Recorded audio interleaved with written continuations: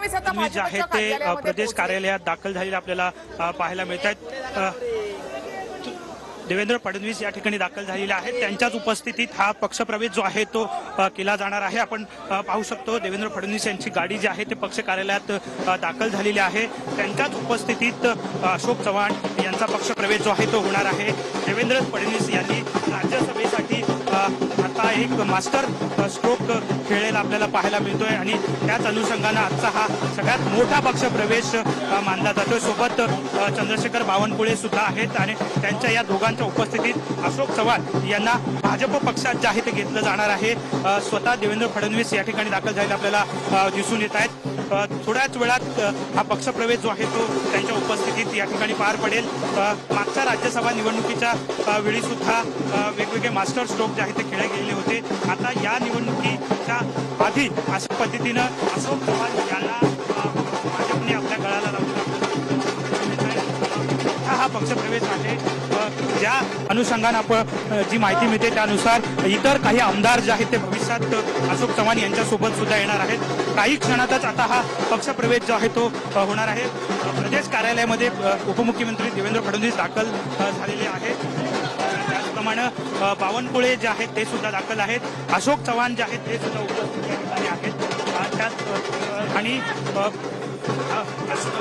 थोड्याच वेळात हे सगळे प्रमुख नेते जे आहेत ते भाजप कार्यालयाचं जे मुख्य हॉल आहे, सभागृह आहे, या सभागृहात त्यांचा हा पक्षप्रवेश जो आहे तो होणार आहे। सगळेजण या ठिकाणी दोन्ही नेत्यांमध्ये या ठिकाणी आता चर्चा होणार आहे। चंद्रशेखर बावनकुळे आहेत, त्यासोबतच गिरीश महाजन आहे, प्रवीण दरेकर आहेत आणि इतर जे महत्त्वाचे पदाधिकारी नेते आहेत, हर्षवर्धन पाटील ते सुद्धा या ठिकाणी पोहोचलेले आहेत।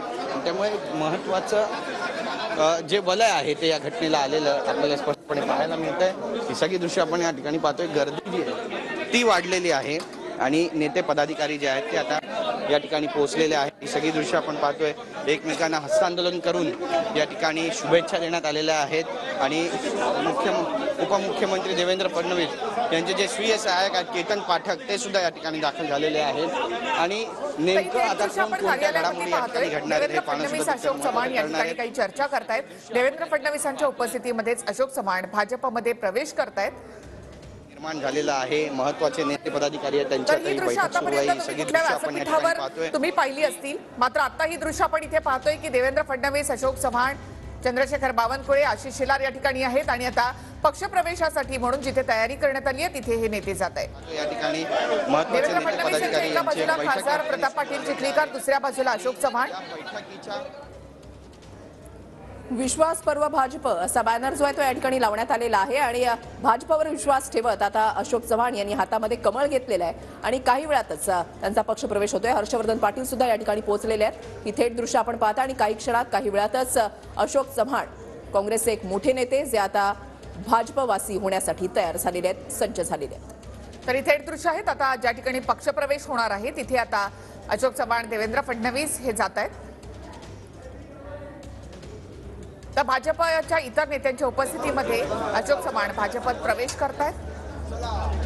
त्यानंतर 15 तारखेला छत्रपती संभाजीनगरच्या व्यासपीठावर अमित शहांच्या उपस्थितीमध्ये त्यांचं स्वागत केलं जाईल। तर उद्या राज्यसभेचा अर्ज ते भरतील असे म्हटलं जातं, त्यासाठीचा हा घाईघाईमध्ये पक्षप्रवेश होतोय अशी माहिती मिळते। तर देवेंद्र फडणवीसांच्या उपस्थितीमध्ये आता अशोक चव्हाण भाजपमध्ये प्रवेश करतायत।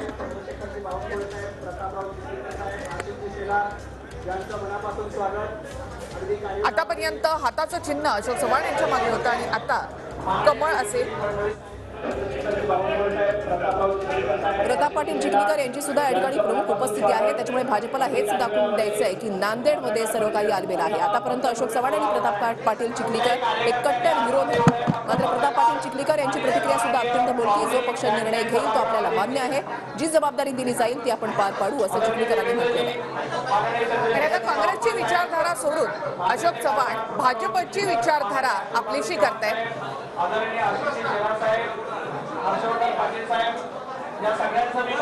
तर देवेंद्र फडणवीस यांच्या बाजूला अशोक चव्हाण आणि त्यांचा पक्षप्रवेश आणि त्यानंतर पत्रकार परिषद देखील या ठिकाणी होईल।